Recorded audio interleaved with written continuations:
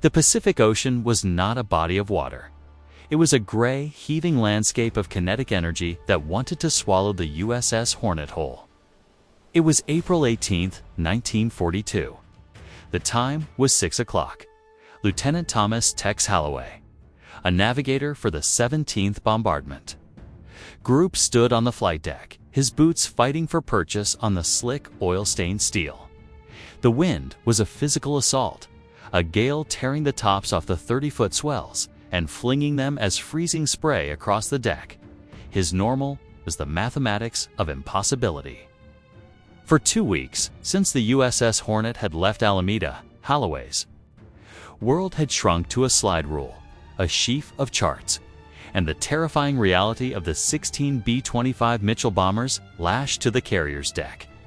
They were land-based medium bombers, hulking beasts with 67-foot wingspans, never designed to launch from a floating airstrip, let alone one pitching violently in a Force 9 gale. His normal was the smell of high-octane aviation fuel that permeated his clothes, the taste of stale coffee that burned his stomach, and the constant gnawing knowledge that the gas tanks were the only god that mattered. The ship was a hive of nervous energy. The Army pilots and the Navy crew existed in a fragile détente, bound together by the secret they carried. Below decks, the air was thick with cigarette smoke and the slap of playing cards, the sounds of men trying to impose order on a chaotic universe.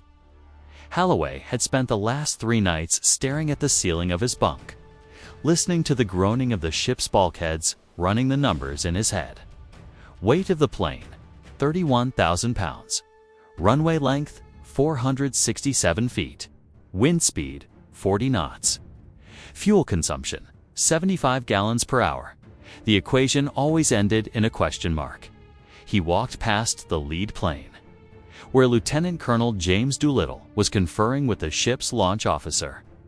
The noise on the deck was deafening, not engines yet, but the wind and the ocean. It was the hush that follows an air raid, but in reverse. The suffocating silence of potential violence before the trigger is pulled. The bombers looked like chained prehistoric birds, their noses pointed into the gale, wet and shivering.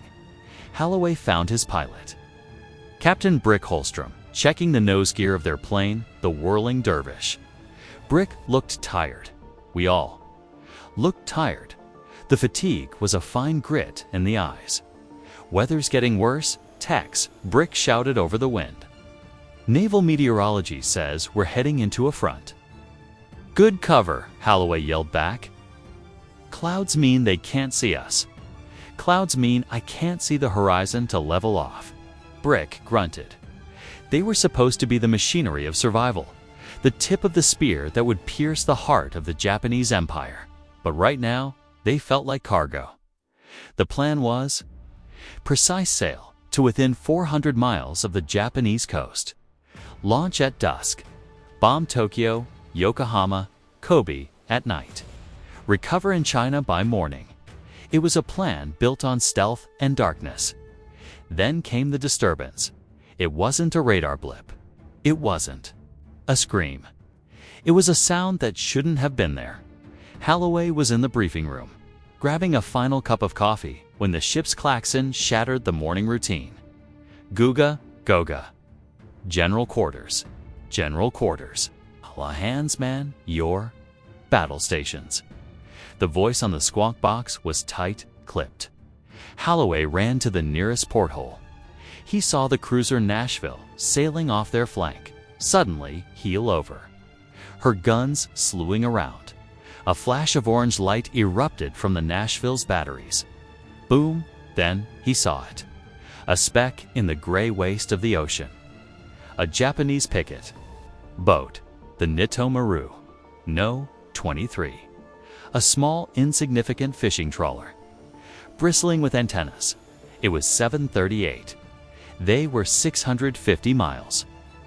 From Japan, the disturbance was a radio signal.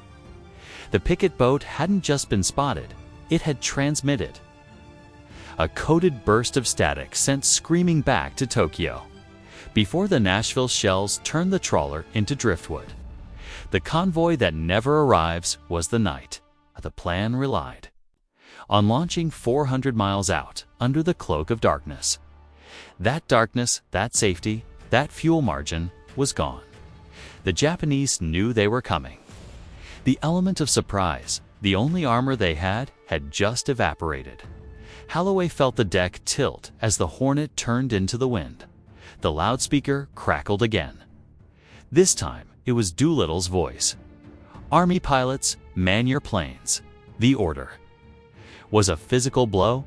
Man your planes. Now, Holloway sprinted to the flight deck. The scene was controlled chaos. The fragile normal of the waiting game had shattered. Men were running, sliding on the wet steel, unlashing the bombers. The props were being pulled through. The inertia starters began to weena, a pitched scream that rose to a deafening roar as the right cyclone engines coughed to life. He climbed into the nose of the whirling dervish. He grabbed his chart bag. He looked at the fuel gauges. They were full, but the math had changed. "Brick," Holloway shouted over the intercom.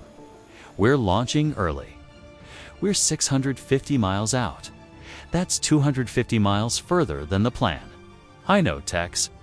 Brick's voice was tight. "We don't have a choice. Halsey wants us off the deck before the Japanese subs swarm us." The order to wait for the optimal launch point had been rescinded to Latour rather. The reality of the picket boat had forced a suicide option. They were trading fuel for time. The extra 250 miles meant they would arrive over Tokyo in broad daylight. It meant the anti-aircraft guns would be waiting. It meant the Zeros would be up.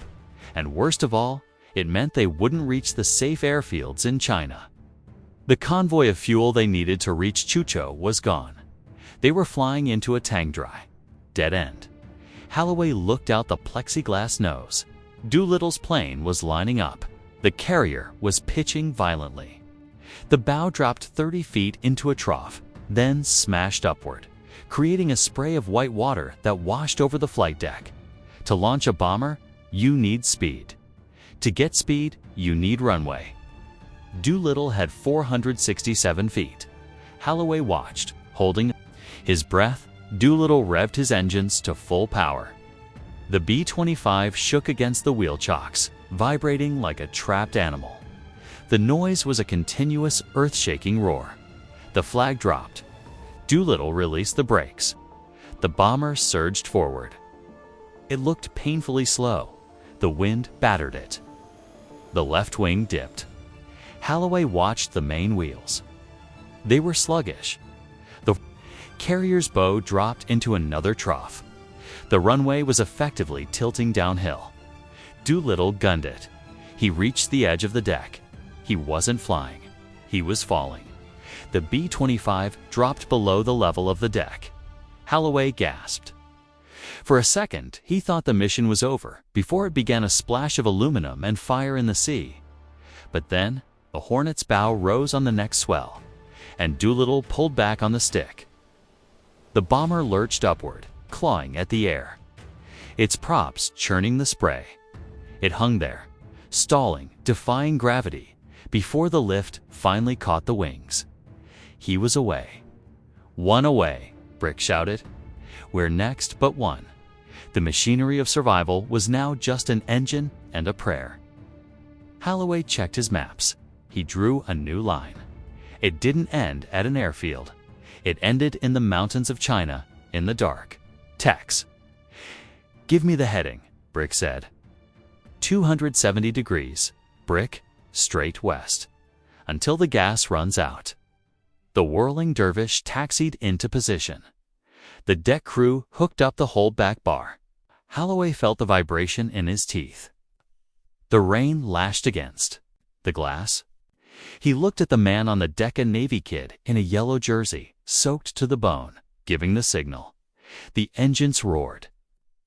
The plane shook violently. The chocks were pulled. They moved.